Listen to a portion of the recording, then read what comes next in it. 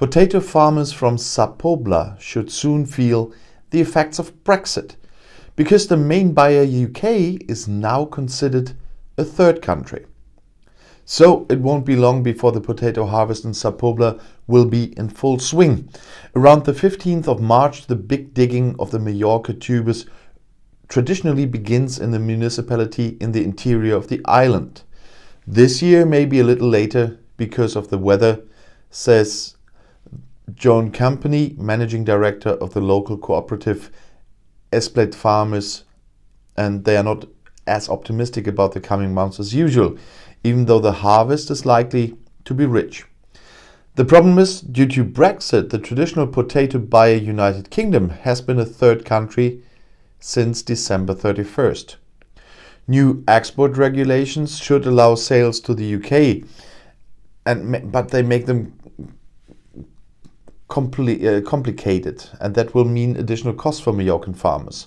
We have been delivering potatoes from Mallorca to the UK since 1924. You have to imagine that, says the Joan Company. You can tell the Mallorcan how much he's concerned with the subject. Not that he's really afraid of losing British customers. They are waiting for our deliveries and want their goods as usual. But the UK's exit from the EU is a change that the potato farmers in Sa Pobla will have to adapt to, for better or worse. We are not unmotivated, but we are excited. The good news is that no additional taxes are levied on potatoes when they cross the EU border into the UK. One problem has not yet been resolved. According to the new regulations, they are not new, but they are now also in charge for Britain. Great Britain is no longer allowed to export seeds to the EU. But the majority of the potatoes we sell to the British are of a British variety, says Company. It may sound paradoxical that Mallorca has been growing the British-owned potatoes for years, but that is quite normal in times of globalization. Every country has its own varieties, and if you want to meet the tastes of the customers there, you have to give them what they know and like. Specifically, it is the Maris Peer variety which is considered a real export hit. After all, a good 5,000 tons of it annually have been transported from Sa Pobla to the UK. For comparison, the total volume of the potato harvest in Sa Pobla is 16,000 to 18,000 tons.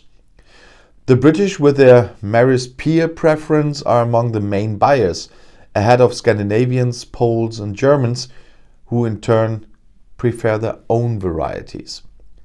Numerous British potatoes are still ripening in Mallorca's soil, but in the coming year there should be no more usable Maris Peer seeds. We hope it will be up then and there will be agreements between the governments, said Company. And if not, then we have to somehow reinvent ourselves or find other ways, said the cooperative chairman. He doesn't believe that jobs can be lost as long as demand remains in the UK when the time comes. Another hurdle will become noticeable in farmers' everyday life in the coming weeks. Since Brexit, British legislation has required a special phytosanitary certificate that we have to get from the Department of Agriculture for every trip. That definitely means more bureaucracy. Then there are the customs controls at the EU borders. The concern that Mallorca's potatoes might not meet the special plant protection regulations of the UK, the responsible politicians here and there in February at least once put that out of the way. Originally, the British government stipulated that only potatoes from regions were allowed into the country in whose soil it was proven that no specimens of two specially mentioned species of roundworms could be found. These roundworms can be found on the islands, but not in the plots where potatoes are grown. There the earth complies with the conditions that the United Kingdom has always considered good, said the Balearic Agriculture Minister May de la Concha, at the beginning of February. With the support of the Spanish central government, she managed to negotiate a compromise with her British colleagues. The certificate is now possible for us, but it means paperwork, time, and logistics expenditure, and in the end, of course, costs for us, sums up the Joan company. But he doesn't want to be discouraged. It's a change, but not the end of exports. And the depletion of EU sheep populations is slowing down at the moment. Over the past few years, sheep farmers in the European Union have continuously reduced their herds. As current data from the EU Statistical Office, Eurostat, show, this was also the case last year, but the rate of decline has decreased somewhat. According to the results of the livestock survey in November and December 2020, respectively, a total of 60.4 million sheep were kept in the 16 out of 18 reporting member states so far. Compared to the previous year, this has meant a decrease of 337,850 animals, or 0.6%. In the two previous years, the decrease rate in these countries was 0.9% on average. If you add the United Kingdom, it was 1.5% in each case. The fact that sheep populations in the community excluding the UK seem to be stabilizing is also evident from the comparatively small decline in ease from 0.3% to 46 million animals. After Brexit, Spain now is the largest sheep population in the EU. Compared to December 2019, this only decreased slightly by 0.3% to 15.44 million units. However, the number of ewes kept by the Iberians increased by 0.3% to 11.08 million heads. After previous growth, the Romanian producers have recently reduced their sheep population again. It decreased by 1% to 10 million animals. In Greece, the decrease was greater at 2% to 8.26 million animals. In return, the keepers in France increased their flocks of sheep within a year by 2% to 7.24 million animals, and in Italy, Ireland and Bulgaria, the herd rose between 0.5 and 2.1%. In Germany, which plays a subordinate role in sheep farming in the EU, the long-term downward trend in the number of animals continued in 2020. The herd decreased by 5% to 1.4 million units compared to 2019, and the dams fell by 2.1% to 1 million. Significantly fewer sheep were also kept in the Netherlands. Their number decreased by 6.6% to 708,000. However, the strongest reduction in the population was taking place in Hungary, where the herd was reduced by 11% to under a million animals. Due to the declining production and lower imports, the prices for heavy lambs in the EU rose last year, according to the Commission, by 10%. That's or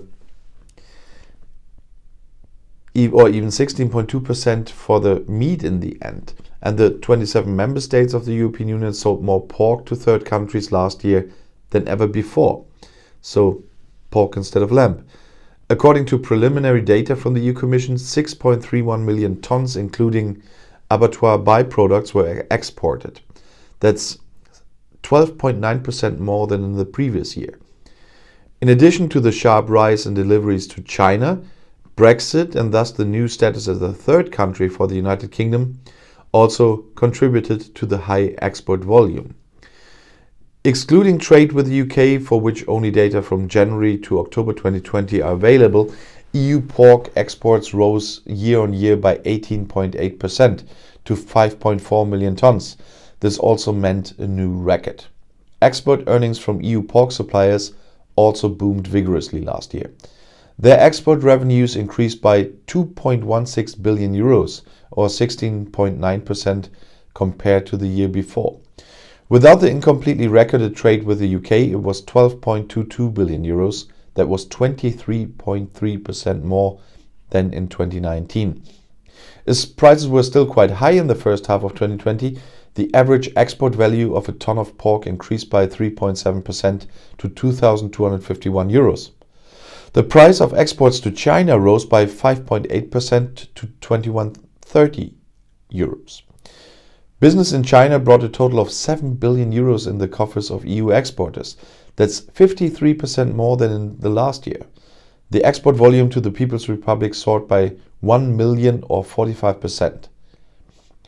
More than every second a ton was exported to the People's Republic. After China, the UK was the most important customer for EU pork exporters.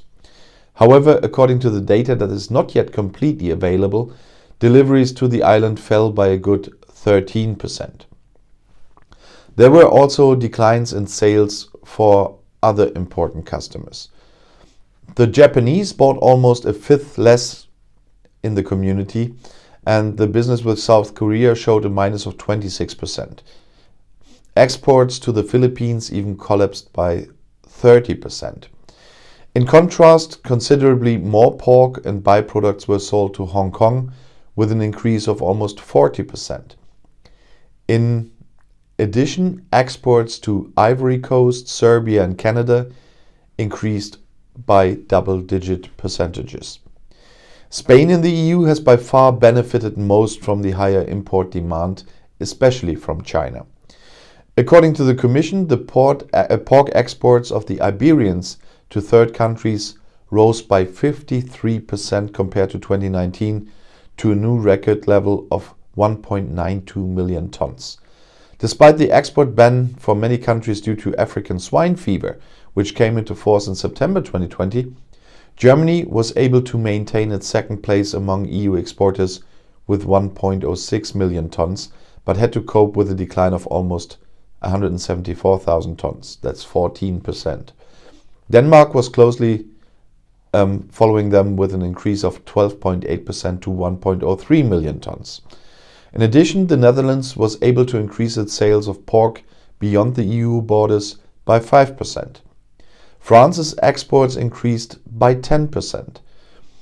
Pork exports from Belgium and Poland, which were also affected by the swine flu and the restrictions, were just below the previous year's level. According to the Commission, EU beef exports, including the not insignificant live animal exports, were around the same level as in 2019 at around 704,000 tons.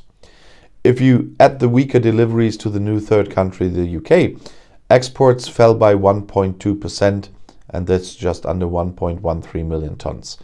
After the UK, Israel was the most important customer of the 27 member states, with purchases increasing by 14.8%. This is mainly due to the fact that around 35,000 tons of slaughter cattle and farm cattle were shipped there based on slaughter weight. That was almost a third more than in the previous year. Otherwise, the controversial cattle exports to many other countries, including Algeria, Turkey and Libya, decreased by a total of 5%. The absolute number of live exported cattle decreased by 25,000 or 2.4 to 1 million head. In the international sales of beef and byproducts, however, excluding the UK, there was an increase of 3.3%. In particular, more EU beef was sold in Hong Kong, Ghana, the Philippines, but also in Switzerland. However, the EU suppliers did not benefit from China's large import demand in that case. Rather, the delivery volume there decreased by a good 30%, although more slaughterhouses in the community had received export approval for the People's Republic. By far the largest third country supplier of beef, including live animals, in the EU was again Ireland in 2020. The export volume of 420,000 tons hardly changed compared to 2019. This also includes deliveries to the UK. It was followed by the Netherlands with 110,000 tons, which however meant a decrease of almost 17%. The fact that fewer goods were shipped to the United Kingdom from Dutch ports may have played a role in this. Poland moved up to third place among the EU third country feeders with an increase in its exports of 7%, which was primarily due to the significant increase in sales of edible abattoir byproducts.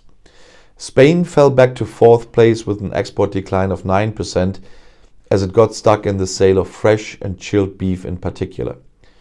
For Germany, the EU Commission reported an increase in beef exports, including live animals, of 2.4%, and this resulted from a larger sales volume of fresh foods and edible abattoir byproducts, while the volume of breeding cattle exports declined by 23.4%. In the past year, however, significantly less beef from third countries reached the EU internal market. According to preliminary data from the Brussels Commission, imports fell by around 17.4% compared to 2019. If trade with the UK is disregarded, there was a decrease of 13.9%, and then it all fell just under 240,000 tons.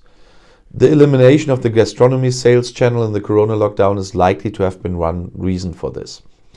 In addition, as the most important supplier of the EU, Brazil also had very good sales opportunities in China, which is why exports to the community fell by around 15.5%. Argentina could not compensate for this, even if this country shipped 73,000 tons of beef to the EU, a good 3% more than in 2019. The vast majority of other suppliers also delivered fewer goods to the domestic market. Imports from Uruguay fell by 14.5%, while those from Australia even fell by a third due to the lower supply there. The import bill for EU beef importers was, without taking the UK into account, at least 1.35 billion euros. That's 18% lower than in 2019. This contrasted with export revenues of 2.26 billion euros, which were 3.8% below the previous year's level. And I just took a complete detour of what I'm usually telling about, but I thought it's interesting for once. Don't mention the whole numbers. It's just to showing the picture. That's why you won't find whole lists of them anywhere in my video. But I think it's interesting to talk about those topics as well in regards to Brexit. And if you want to stay informed, please subscribe to my channel and to my other channels. I'll see you on my next video. Auf Wiedersehen.